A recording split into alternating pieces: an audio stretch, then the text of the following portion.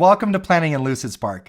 Throughout these tutorials, I'll be walking you through how to visualize plans, execute them, and how to help keep your team coordinated all along the way. But before we jump into this activity, what I wanted to highlight is this frame over here on the right. Now, this is going to highlight some of the different features that we'll be practicing and covering throughout these different tutorials. You'll also notice that some of them have X's next to them. That means that depending on your license level, you might not be able to participate in that particular activity. So just be mindful of this as we move along. With that being said, let's jump into our first activity and learn how to visualize our plans here in Lucidspark. What I'm going to show you is stuff that can be done whether your activities are small plans, whether they're complex or simple. The things that you learn here will be beneficial to you. And the first step in any type of planning is to really identify what your goal is and what you're going to be planning towards. And so that's why this first section says to add your goal to the activity space. And if we move over here to the right, you'll see our activity space, and this is going to be across these practices your place to play around, your sandbox to experiment and try different things out. And if we navigate over here, you'll see that we have a goal box right here, and we're going to double click on our text field and we're going to write our goal right here. For the sake of these activities, what I'm going to do is create an imaginary scenario of a real world example, but it is pretty high level. And so just know that as we continue, these things could be broken down into subtasks, but we're going to leave it just how it is for this so that you can practice and explore, but also get an understanding and idea of how all of this might work. And so what we're going to do is our company has decided to redesign a website to increase traffic and our conversion rate. Now that we've got our goal on the board, also recommend checking out maybe how to create a SMART goal or other things, because this is pretty mediocre. It's not as well defined as I would typically like for a goal, but for the sake of this example, it works well. So be sure to check out how to write an effective goal and some of our additional resources. So let's go ahead and move over here now. We're going to mark this off by double clicking on the checkbox and then moving right over here. Now the next step is to use sticky notes to then break down our goal into different tasks. Now this is important because these tasks are things we're then going to try and accomplish. So for this particular scenario, things that I had thought of is we're probably going to need a UX designer to create mockups for us. We're going to need a multimedia designer to create the different media. So that could be images, videos, photos, things like that that will appear on this webpage. We're also going to need a software engineer to build it.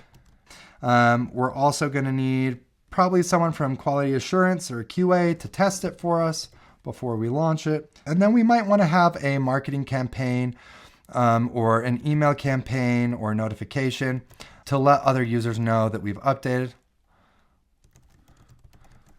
And the last thing that I can think of is we'll probably want our UX team to then go in and follow up and look at the data to make sure that we're actually being successful. So we'll do follow-up data analysis here. And you can see now, I know that there's a lot more tasks that could fall in here, but for this tutorial, we're going to keep it down to these 6. And we're now able to see that there's actionable things we can do to help us redesign our website to increase traffic and increase that conversion rate. So let's navigate back over here. We're going to double click here to mark that off. And the next step that we have is to convert our sticky notes into Lucid Cards. This is incredibly powerful because Lucid Cards can store a lot more information than sticky notes. So to do this, what we're going to do is click and drag. And then we're going to go up to the context toolbar and we're going to click on change object. And we're going to change these to Lucid Cards. Now, you might notice that this looks a little bit all jumbled, and that's because we just need to quickly clean it up. So we're going to go up here to the context toolbar, click on quick cleanup, and now you can see all of our different tasks in Lucid Card form, and they're now easy to read and not overlapping one another. So let's navigate back over here to visualize plans, and we're going to click and check that one off. The next task that we have in here is to add an assignee, project status, or date to each of these Lucid Cards. So I'm going to walk you through this and see what this might look like by zooming in here. And we're going to take a look at this first card. So UX designer to create mockups. We're going to click on it. And then we're going to navigate up here to edit details. From here, you can see we have a lot more fields and information that we can associate with this card. So what I'm going to do is here under assignee, I'm going to put our UX designer, who's going to be Tori Fouts. The status is going to be to do. And then we're going to put a date from today's date, and we're going to probably give everybody a week to do. So I know that that's incredibly fast, but it will make sense when you see everything laid out for this example. So on the date field, we're going to click on here first. Now today is January the 3rd of 2025. Happy New Year, everybody. We're going to click on number 3 here, and then we're going to give them a week. So that will be the following Friday. We're going to try and launch this initial website design, and that will be on the 10th. And you can now see that we have the 3rd and the 10th here. And if we go look at this Lucid card now, you can see we've got the status up here. We've got the initials of the person who it was assigned to. And then we can't see the date yet, but that's going to come in handy as we continue in this activity. The next step that we're going to want to do is attach information to each one of these cards. Now, if you're using an integration of ours, which we'll highlight later on, like Jira or Azure DevOps, and you're creating these tasks and linking them so that they're being created in those platforms as well. The cool thing is when you make a change in one of these cards or in one of these locations, whether it's here in Lucid or Azure or Jira, you'll be able to sync those things across both platforms. So really incredible, saves a lot of time there. But for something more simplistic like this, we're going to go in and we're going to put all of the information in here. So to do that, we're going to move down here to assignee, multimedia designer, that's me. And then we're going to put status, to do, and the same date range. And then we'll move on to this next card. So our software engineer, to build it, we're going to assign that to me as well. I will do both of those things. So Colin King, we're going to put status, to do, and quickly go ahead and put in the date. Now go ahead and follow along. You can use the names and things that I'm using, or you can create your own. QA to test it, we're going to make our QA tester be Morgan.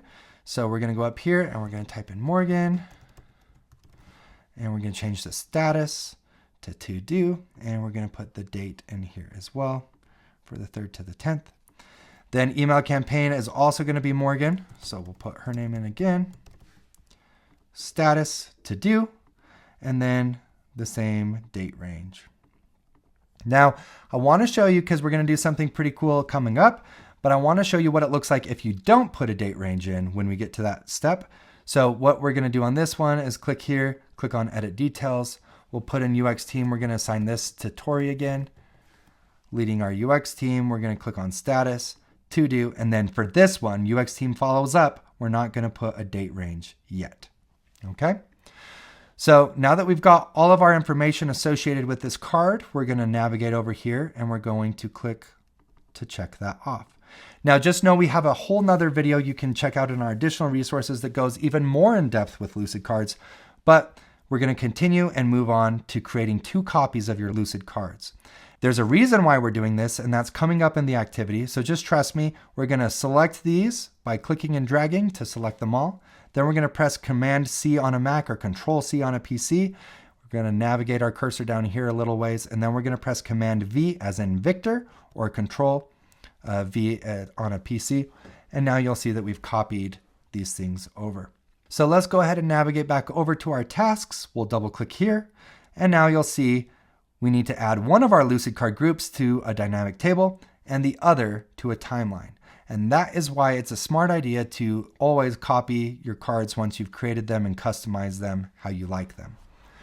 Now, to do the dynamic table first, we could go over here to our primary toolbar, click on organizers, select a dynamic table, and add it there and then drag the cards into it. But I want to show you my favorite way, and this is the best way, and that is highlighting the cards here, navigating up here to wrap content from the context toolbar, and then clicking on dynamic table. And the reason why I think it's the best way is because you only have to do a couple clicks instead of having to click and drag and do all these different things. So now you can see we've got our dynamic table here with a column by status and then our assignees down here. Now you could change these based off of the information you put into your card to lay it out however you'd like. I personally like it like this, but by clicking on these columns, you can also look at these additional information. And we have another table and another video on dynamic tables that I'll also include in our additional resources. You can check that out to get even more hands-on and in-depth of how to use a dynamic table. The next thing we needed to do is create a timeline. So to do that, we're not able to wrap content into a timeline at this point in time. So we're going to click on the organizers drawer, go over here to timeline, and then we're going to click, and that will add this timeline to our canvas. Now we're going to click on the outline up here because the best practice is to, if you have some sort of idea of when you might start these tasks and when you might end them, you're going to want to put those in here for your date range. So what I'm going to do is click on our first date, which is today, Friday the 3rd of January, and then we're going to change our end date to a week from then for the 10th. And we're going to put that there, and you can see that those changes have taken effect because we see January 3rd here now instead of that December date, and we've got January the 10th. The next step that we'll want to do is add our cards to our timeline. So we're going to select them by lassoing them, and we're going to click and drag, and you'll see that they kind of turn up purple here. We're going to wait till it turns purple, and then we're going to drop, and you'll see that our different cards have now been added to our timeline, which is super awesome. And if you remember, one of them we did not add the date range, and that was just added to this very first day. So you'll see it's only covering this first day, where the others we put from the 3rd until the 10th. And so now at this point, we can go in and rearrange our cards. And I recommend, it's a lot easier to work backwards. And so for something like this, where we have a set due date for January the 10th, we're going to go in and arrange the cards in here. So we might want to put our email campaign last, since we know that that's probably the last step here. We'll put this and drag and drop that card just to the 10th. We'll also be able to do that with these others. So before doing that, we know that our QA testers are going to need to do some testing on that. So I'm going to drag this to the 9th. And then software engineers to build it will probably span that across these 2 days. We know that our UX designer is going to need a day to mock up everything for us. We'll just move that up here so we can see it a little bit easier, and I'll move this one up too. And then we've also got myself, the multimedia designer, to design things, and we'll put that over here for these days. Let's stretch out. Let's give the engineers a little bit longer to build everything out. Now, in the timeline, this grayed out section is a weekend. So if your role doesn't allow you or require you to work over the weekends, that's already grayed out for you. But we have more information on timelines in our other videos and additional resources you can check out and learn as well.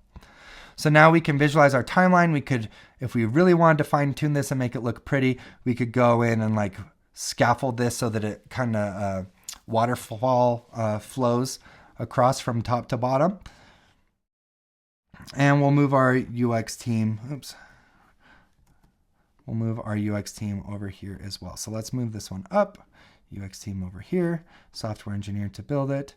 And now things are looking a lot better. We can also click over here and drag to expand this and give it a little more space.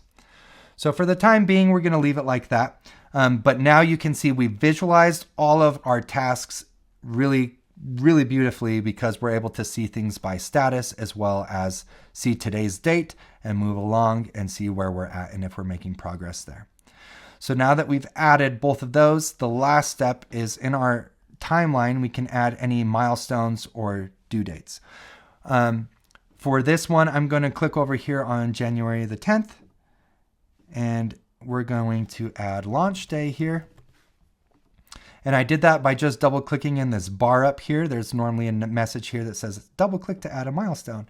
So we're going to double click and put launch day there. And now our team can quickly identify where we're at, how much more we've got to do, and then our status. And that will wrap up us visualizing our plans at this point. So feel free to experiment, try out some of these features, play around with them until you get comfortable. And then when you're ready, continue to the next section where we're going to talk about executing our different plans.